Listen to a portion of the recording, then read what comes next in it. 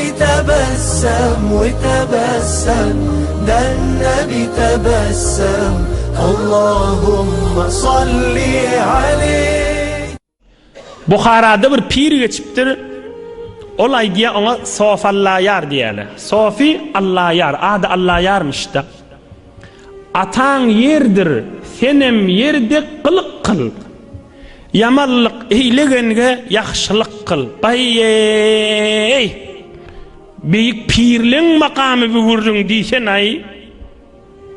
Atan yerdir, senem yerde kılık kıl. Yamallık eylegenge yaxşılık kıl. Ey adam deyiptir, ey yaş oğlan deyiptir. Sen atan yer, anrimiz kum, atamız kum. Sen ne yer yalı ahlak ödünden kökön. Yerin ahlak neymi? Ağdır, dündür, pil vur, darıgıt, tokum sep, sana hoşa veriyedi. Atan yerdir, senem yerde kılık kıl. Yamanlık eylegenge yaxşılık kıl. Elhamdülillah, bizim şu milletin içinde görüşümüzde var ya, qowluk etcek adam hazır qatı kan, qow dikkat edin. Qowluk etcek adam qatı kan, emma şu qowluk etcek adamның bir zatdan korkusu var da fakir çıklar. Nämeden? Şu kime qowluk etsen qaytam zerelçek yandaş tarapdan. Hemme kişinin narahat yetişodi. Pul qarz verecek adam şu mahal şu zamanı kanna. Emma pul qarz veriyen bir aya bir yılı deyip 5 yıl 10 yıl geçse iyiliği yoktu. Ama hiç qarz tatil olup barıydı. Bir misalladı. Yaxşılık edecek adam kan ha. Emma hamanı yaxşılık gören adam nämet ya. Yaxşılık gören adam vazifeti teşekkür etmeli. Yüzün hak bolsun, Tanrı yalqasın. Bana bir ay vakt verdin diýmeli. Bir aydan bir saat geçse men bağışla mene şoňa yaranjak bolmaly. Qaytam o ona yaranmalı, algılı belgiler yaranmalı. Bolmaýar ki. Oham şondan çirin bir tatilla. Ya yollarda yollyga alan adam motor maşyny mindirjek adam kan, mindirmeden gorkugly mindirip bolanap. Qaytam zererleri görýär. Oham adam fakirliğin jany ýokda.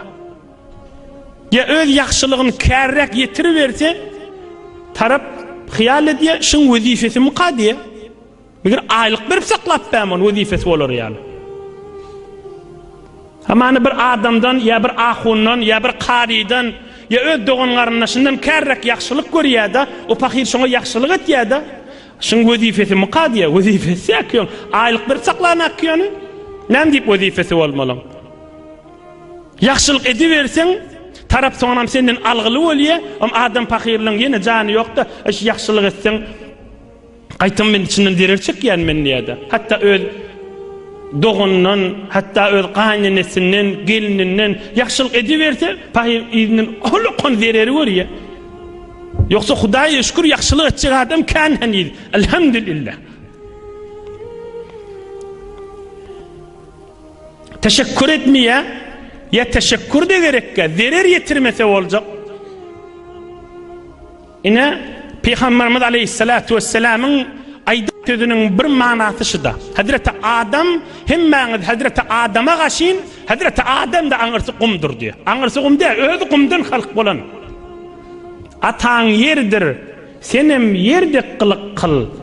Ah yamallık eylegenge yaxşılık kıl. Bu dağı büyük adamlyň makamy. Bu gurrun taqriban tatil bolup barýar mutaessifana. Şu yaxşılık görenine yaxşılık etip bolsa boljak. Yamanlyk etýäne yaxşılık etmede gaty qyynda.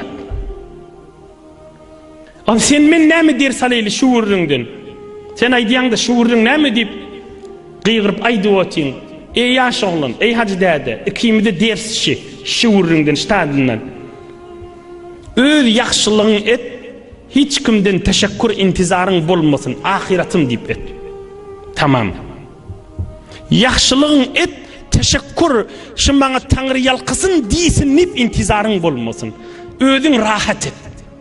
Hudaý üçin diýen, şun teşekkür gerek däl, niyazym ýok. Şun teşekkür intizaryň bolsa, o ýürügiň agyrt ýaşaýdy ýyksyn seni.